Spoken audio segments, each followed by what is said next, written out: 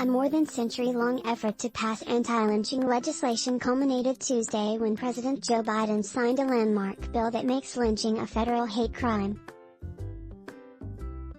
The effort began 122 years ago, when the first anti-lynching bill was introduced in Congress by U.S. House of Representatives member George Henry White, the only black member of Congress at the time.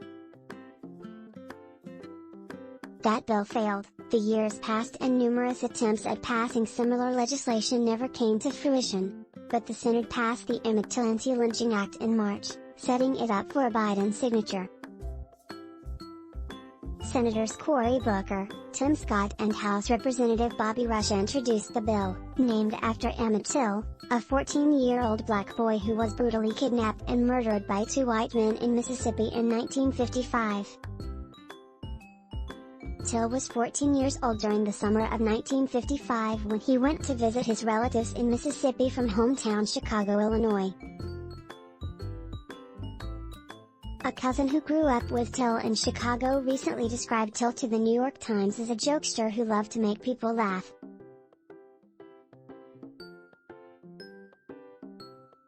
On August 24, 1955, Till and his cousins went to Bryant's Grocery, a small store in Money, Mississippi to buy refreshments. That is where Till allegedly flirted or whistled at Carolyn Bryant, a white woman working at the store. Bryant stormed out of the store to grab a pistol, at which point Till and his cousins left. Then, 4 nights later on August 28, two men abducted Till from his relative's home in the middle of the night. The two men were Roy Bryant, Carolyn's husband, and Roy's half-brother, J. W. Milam. They took the young Till to a remote barn where he was brutally tortured and killed.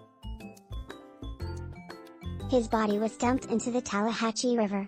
Till was severely beaten, shot in the head and had a fan tied around his neck with barbed wire, according to the Federal Bureau of Investigation.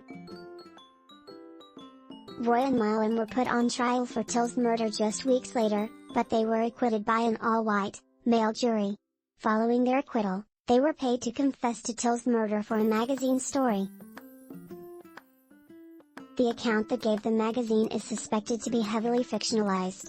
In 2004, the FBI reopened the Till case to determine whether anyone beyond Roy and Milam, who had by then been dead, had been involved in the murder. The investigation rendered no new leads and the case was closed in 2006. In 2017, the Department of Justice reopened the case after a report of potential new evidence, but again closed the case in December 2021.